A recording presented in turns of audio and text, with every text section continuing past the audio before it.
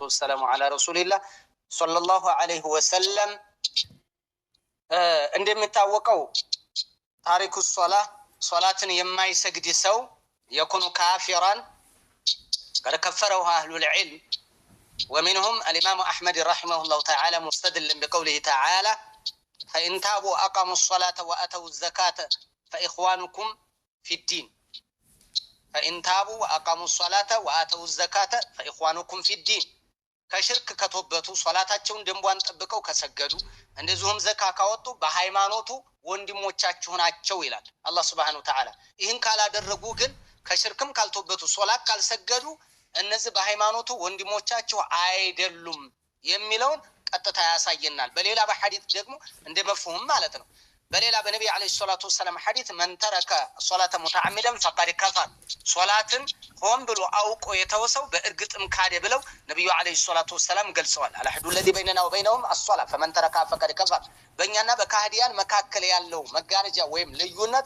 ሶላት ነው ድንበሩ ሶላትን የተወሰው በእርግጥም ካደ ወይንም ደግሞ አሻረከ ብለው ረሱል አለይሂ ሰላቱ ወሰለም በግልጽ ሐዲሶች በሐዲስ ተናግረዋል ይሄን የሚያሳየን እንደዚሁ አብዱላህ ኢብኑ ሸቂቅ ረሂመሁላህ ተዓላ الله ይዘንለትና አታቢዒ الجليل እኔ የረሱል ሱሐቢዮች አንድ ነገር መተው ማክፈር ኢጅማዕ ያደረጉበት አላቅም ኢላ ሶላትን እንጂ ይላል ስለዚህ ዘካ የማያከፍረው من ترك الزكاه የማይከፍረው በዚች በሱ ቀውል ይሄንን ሰብስቦ ያወጣልናል ይላል ለማንኛውም ታሪኩ ሶላቲ ካፊር ሶላትን የተወሰው ከሃዲ ነው ይከፍራል ሶላትን የማይሰግድ አንድ ወቅት ያሳልፍ ሁሉንም ወቅት ያሳልፍ ሶላተ العصርን ያሳለፈ فقد حبط عمله ስራው ይታበሳል ብሎ ነብዩ አለይሂ ሰላቱ ወሰለም ተናግረዋል ስራው የሚታበሰው ካከፈረው ነው ስለዚህ ሶላተ العصርን የተወሰረው የሚታበስ ከሆነ ስራው የሚታበሰው ደግሞ ካፊር ነው ካፊር ካልሆነ ስራ አይታበስም ያቺው የገባችበት እንጂ አታጠፍም ስራ ሁሉ ከተበላሸ ግን ስለሚከፍር ነው ብለው አህሉል ዒልም ይሄንን ዋና አድርገውታል እንደ ሶላት አንዳንድ ጊዜ የሚተው አንዳንድ ጊዜ የሚሰግድ ይሄም ይከፍራል የሚለውን ያመጣል መጀመሪያ ግን ኢጅማዕ ያላቸው ምን ላይ ነው እንትን ብዛት ዑለማዎች በብዛት የሚገናኙት ምን ላይ ነበር ሶላትን የማይሰግድ ሰው አጠቃላይ የማይሰግድ ካፊር ነው ካሉ በኋላ እነዛው ሶላት የማይሰግድ ሰው ይከፍራል ያሉት ደግሞ አልፎ የሚሰግድ ላይ መልሰው ተካልፈዋል ابن عثيمين አያከፍሩም ሸይኹል እስላም ኢብኑ ተይሚያ አያከፍሩም እና ኢማም ኢብኑ ባዝ ያከፍራሉ وكذلك شيخنا الراجع رحمه الله تعالى هذا هو الراجح ነው የሚሉት من حيث الدليل በዚች በሶላት العصر الدليل አድርገው ማለት ነው ይሄ ነው በጣም የሚያሳምነው ብለው ይገልጻሉ ስለዚህ ይከፍራል የሚለው ምን ይዛል እና ሶላት የማይሰግድ ሰው ይከፍራል የሚለው ይሄንን ደሊል አድርገው ይዘዋል አይከፍርም የሚሉ ደግሞ አሉ ከኢማም ሻፊዒ ወአቢ ሐኒፋ ወኢማም ማሊክ ወغيرهم من الائمه አይከፍሩም ያሉበት ሁኔታ አለ ከቀደምቶቻችን እነ ኢስሐቅ ውስጥ ብንመለከት ወደ ኢርጃ የመደቡበት ሁኔታ አለ ወላኪን መስአላው ኺላፍ የሚገባበት ስለሆነ ማክፈራ ለማክፈሩ ታሪክ ሶላትን የማያከፍረን ቀጥታ ሙርጂ አንለው ግን አንዳንድ የኢርጃ መገለጫዎች ውስጥ የሚገባ ነው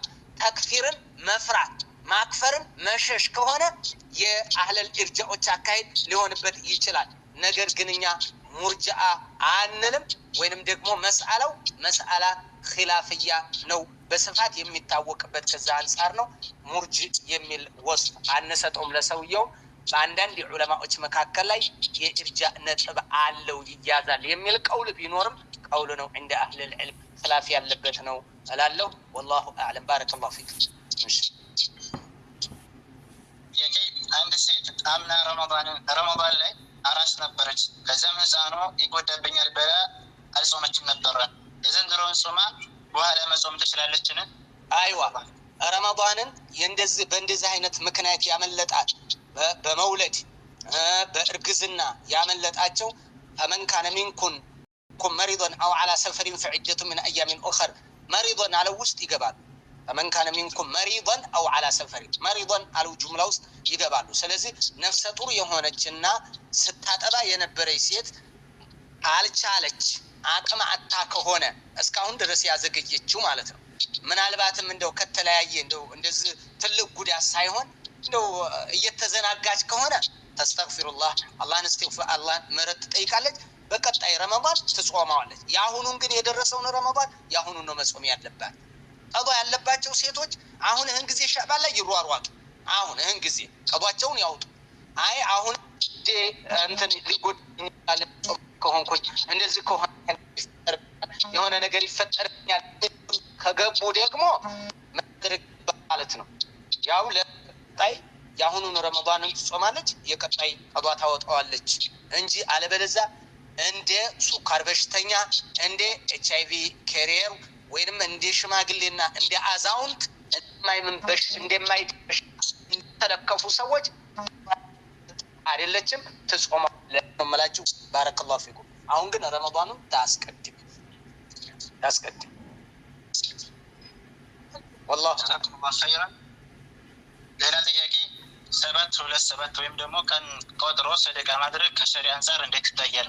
የለም ይሄ 7 14 ቀን 44 6 ወር አመታት የሚባል ነገር መጤ ነው። ይሄ ፈሊጥ ነው። ሀታ ራሱ ሰው ስለሞተብህ ሶደቃ በቅርብ ጊዜ አታድርግ የለም ነው የሚሉት። ፈትዋ ዳኢማዎችም ተጠይቀዋል። ይሄን ሶደቃ ምናምን ነገር ብለህ የሆነ ሰዓት ላይ ዝም ብለህ የሆነ ሰዓት ላይ አውጣ።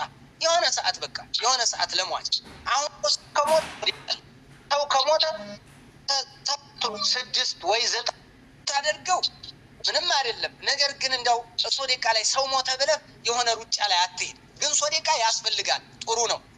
ሶደቃ ያስፈልጋል፣ አውጣላቸው። በ5ኛው ብታወጣ፣ በ10ኛ ብታወጣ፣ በ11 ብታወጣ፣ በ15 ብታወጣ ምንም ችግር የለም። ክልክል ነው ሳይሆን ግን እንደው ወደ እንትን በሞተበት አካባቢ ላይ ለሞተው ሰውዬ ሶደቃ የሚል ነገር እንደዚህ አይነት በሰለፎች ያልተለመደ ነገር ነው ያመጡብን። ይሄ ቃልቻ ያመጣው ነው። ቃልቻ ነው። ሶደቃ ጥቅሳለኝ አለ፣ ሶደቃ አለ 7 14 3 ቀን እያሉ አመጡ። ይሄ ሁሉ ሙብተዲዕ ነው፣ አዲስ የመጣ ቢድዓ ነው። ባረከላሁ ፊኩም። በተለይ 7 3 ቀን 14 4 ወር 6 ወር እያሉ የአይን መፍረጫ የቀብር መሙያ እነዚህ ሁሉ ሙብተዲዕ አዲስ የመጡ ናቸው። ሶደቃ የለም እንዴ? አለ ሶደቃ። ነብዩ አለይሂ ሰላቱ ወሰለም እተቁን ናረ ወለው ቢሽቂ ተምራ፣ በተምር ክፋይ እንኳ ቢሆን ከጀሃነም መክቱ ተከላከሉ ብለዋል። ሶደቃ አለ ሳቢት ፊ ኪታቢላህ ወፊ ሱነቲ ረሱሊላህ ሰለላሁ ዐለይሂ ወሰለም የተረጋገጠ ያለ የጸና ጉዳይ ነው። ሶደቃ አለ። ነገር ግን አወጣጣችሁን እወቁበት። በቃ አሁን አያወጣም ሰው ሶደቃ፣ ዝም ብለህ ነው የሚወጣው። አሁን ለምሳሌ ያወጡ አባቱ ሲሞት ሶደቃ ያወጣል። በቃ አታውጣ አይደለም ግን ለምን እዚህ ላይ ይሮጣል? አባቱ ሞተ ሶደቃ፣ እናቱ ሞተች ሶደቃ፣ አክስቱ ስሞት ሶደቃ፣ ልጁ ሲሞት ሶደቃ። ሲሞት ነው ሶደቃ የሚወጣው። እንደዛ አልነበረም። ነገር ግን አትስራ እያልክ ነው እንደ ታዲያ አላልኩም፣ አድርግ። ግን ሩጫችን አብዛኛው ያመጣብን ይሄ እኮ ነው። ይሄ ነው በቅሬ እንዲጸድቅ ያደረጉብን እኮ። ወደ 7 የተለመደብን 3 ቀን የተለመደብን 14 የተለመደው 4 ወር የተለመደው ከእንደዚህ አይነት ነገር ሰው ሲሞት ነው ሶደቃ የሚወጣውና ነው የሚገርመው። አንድ የተለመደ ሌላ ማአት አለ ልንገርህማ። ህፃን ልጅ አሁን አቂቃ አለ ታውቃላችሁ። አቂቃ በ7ኛው ቀን ይወጣል። ወንድ ከሆነ 2 በግ፣ ሴት ከሆነች 1 በግ ታርዶ 14 ላይ 7 ላይ ከመረጠ 14 ወይ 21 ላይ ያለ ነበር። ግን አያደርጉትም ብዙውን ጊዜ ይሄንን አያደርጉትም። ህፃኑ ልጅ ሲሞት ነው ሶደቃ የሚያወጡት። ግልብጥብጥ አድርገውታል ነገሩን ሁሉ። ስለዚህ 7 14 የሚባል ነገር የለም። የሆነ ሰዓት ላይ ዝም ብሎ ሶደቃ አውጣ። እናትህ ሞተች፣ አዎ የሆነ ሰዓት ላይ ሶደቃ አውጣላት። አባትህም አዎ የሆነ ሰዓት ላይ ሶደቃ አውጣለት። በቃ አለቀ። ባረከላሁ ፊክ ወላሁ አዕለም። መርሐባ ጀዛኩሙላህ። ሌላ ጥያቄ ደግሞ በሰርግ ወይም በሞት እንደዚሁም ደግሞ አንዳንድ ቦታ ላይ በሰደቃ ጊዜ በር ላይ ተቀምጦ ብር ማመዝገብ በሸሪዓ እንዴት ይታያል? የለም ይኸው ቅሬ የሚባልን አመጡብን። ወንፈል ሙብተዲዕ ነው ይሄ ሁሉ ወንፈል። እንዳትቀባበር በእስልምና አትተጋገዝ አይደለም፣ ተጋገዝ። እገዛ አልተከለከለም። ለምሳሌ ሰው ሞተበት፣ መሐመድ የሚባል ወንድማችን እናቱ ሞተችበት፣ ደካማ ነበሩ።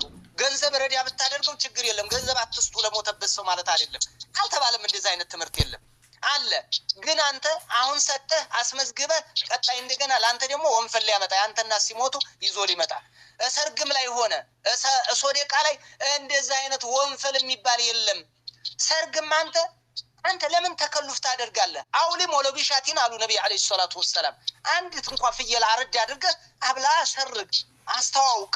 በቃ እንትን ነው ኒካህን አዕሊኑ ኒካህ ብለዋል ነብይ አለይሂ ሰላቱ ወሰለም ይፋ አድርገው። ነገር ግን ሞሰብህን ይዘህ አትቀመጥ፣ ደብተርህን ይዘህ ረላላህ ብለህ አንድ የንግድ ዘርፍ የገቢ ምንጭ አድርገው ሌላ ቦታ በሬ ያርዳሉ፣ የሁለት በሬ ይቀበላሉ ወይ ደግሞ ይከስራሉ። አብላ በቃ በምትችለው ደግስ አብላ፣ ኸይር ነገር ስራ። ከዛ ውጭ ያለ የለም። ይሄ እዚሁ ነው ያመጡብን ይሄን ሁሉ መዓት የለም። ሶደቃም ላይ ወንፈል የለም። ሰርግም ላይ ገንዘብ እየመዘገቡ በመውሰብ የለም። ይሄ ሁሉ መጤ ነው። ከነዚህ እየተፈለሰፈ ከነሱ ያልኮረጅነው ነገር የለም እኮ። ቡሄ ተኮርጇል። ይሄ 7-14 ተኮርጅ ተስካሩ ነው የተኮረጀው። ልደታ ተኮርጇል። እርፎ ረባ ይሄ ሁሉ ከነሱ እየተኮረጀ የመጣ ነው። ባረከላሁ ፊክ اللهم نجنا والله اعلم بارك الله فيك ሌላ ጥያቄ የሚስቴ እንጀራ ናት አጅነቢ ናትና የሚስቴ እንጀራ ናት ለኔ አጅነቢ ትሆናለች ነው የሚስት እናት ነው የሚስት እንጀራ ናት የሚስት እናት እንጀራ ናት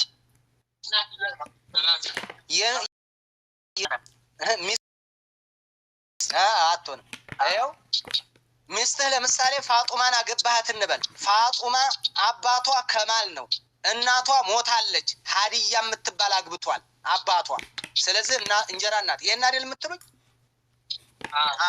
በቃ ይሄ አጅነብይ ትሆናለች እንጂ አጅነብይ ትሆናለች። የሚስቱ እናት ናት አጅነብይ የማትሆነው እናቱ የምትሆነው። ያቺማ እንጀራ እናት እንጀራ እናቷን እኮ መደረብ ይችላል። ኋላ ወይ ሁለተኛ ቢያገባ ወይ ይችን ፈቶ ያችን ቢያገባ ይችላል እኮ እንጀራ እናቷን። بارك الله فيكم والله أعلم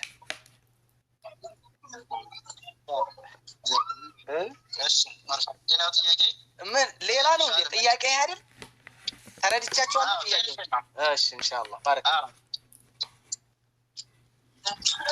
አንዴ ከሰልፊ ነኝ የሚል ባል ስራው ድራሰት እክትላት እየሆነው ድራሰት እክትላት የሚያስተምር ነው ሲቀጥል በዚህ ብር ሚስቱን የሚያስተዳድር እንደሆን ሚስቱን የሚያስተዳድር አይደለም። በሴቷን ገንዘብ ብር ነው የሚተዳደረው። ለሀቋም ቢሆን በ10 ወር ነው የሚመጣላት ከሩቅ ቦታ። ይህ ሰው ከሸሪዓው አንጻር ስራ ቀይር፣ ሴትንም ሩቅ ቦታ አትጣል፣ በካሪ አምራት አበዛፍታል ወይ ደግሞ አንቺ እሱን ፍቺ ቢባል እንዴት ይታያል በሸሪዓ አንጻር? አስተማሪ እው ስሙኝ አስተማሪ من يعلم الدراسة الاختلاطية دراسة الاختلاطية ተቀላቅለው ወንድና ሴት ተቀላቅለው የሚማሩበት ትምህርት ቤት ደሞዝ እየተከፈለው የሚያስተምር ሰው ሀዲያ ቢሰጥህ እንዳትቀበል። ሚስትም አላህን ፍራ በይ። መብላት አይፈቀድም። እደግመዋለሁ ወንድና ሴት ተቀላቅለው የሚማሩበት ትምህርት ቤት ውስጥ ገብቶ ሙሐረማትን እየሰራ ገንዘብ ደሞዝ የሚያመጣልሽን መቀበል አይፈቀድም። በሱ ኑሮ መምራትም አይፈቀድም። አንተ ሀዲያ ገዝቶ ቢሰጥህ መቀበል አይፈቀድም። ፍታይ ማለት ትችላለች፣ መብቷ ነው እንዴ በደንብ ሊሸይء لا بأس به ችግር ለሌለበት ነገር ፍታይ ማለቷ ነው። ትረገማለች ያሉት ነብዩ አለይሂ ሰላቱ ወሰለም። ይሄ እኮ ሐራም እኮ ነው፣ ክልክል እኮ ነው። በእንደዚህ አይነት ደሞዝ አይቻልም። ራሱ ሐራም እየሰራ ነው እያመጣ ያለውና ባረከላሁ ፊኩም። ድራሰተን እክትላጥያ ማለት ሐራም በዛ ደሞዝ የሚተዳደር ሰው ካለ ፍታ ይባላል። እምቢ ካለ ማለት ነው እንግዲህ የሱን የጠየቃችሁ እሷን አይደለም። ሌላ ይጨምራችሁት አለ? እሺ ሌላውን ንገረኝማ። አይው ኔት ስለሆነ ይቆራረጣል ያንተ ወደ እኔ ሲመጣ። ባረከላሁ ፊክ። ወንት ስራ ቦታ ተሰባስበን ጀማዓ ብንሰግድ እንዴት ይታያል?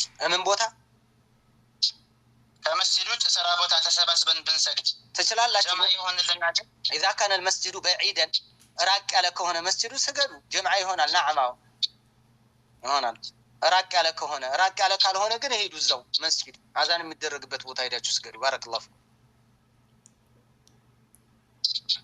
مرحبا بخير طول الله عمرك. هذه مدة انسسات موقت እንዴት ይቻላል ለማስባል يقول الفقهاء وفيهم رأيت مكتوبة للشيخ ابن عثيمين رحمه الله تعالى وكذلك الإمام الشافعي رحمه الله الله يزن الله تشونا يتناقروس نجار الله لما أثبات كهونا لما أثبات مكتل لما أثبات بريل لما أثبات انداي كسا بس تفلقوا كهونا ما قد يفكر يال تجريل يفكر يال دمت نبر يتطيقوا باللفو دمت يأكل الشالو انديتنو من يوم من سسا ጉዳት እንዳያመጣ ወይንም ሌላ ነገር ሊፈጠር ይችላል ጉዳት የሚያመጣ ነገር ከተባለ ማኮላሸት ይፈቀዳል ሀታ እድመትም ማለት ነው የእንሰሳማ ስጋውን ለመንከባከብና ጥሩ ስጋ እንዲያወጣ ከሆነ ችግር የለም ባይሆን በማያም መልኩ ዘመናዊ ነገር ብትጠቀሙ ጥሩ ነው ብለው ተንቢህ ያደርጋል እንጂ ይቻላል ችግር የለም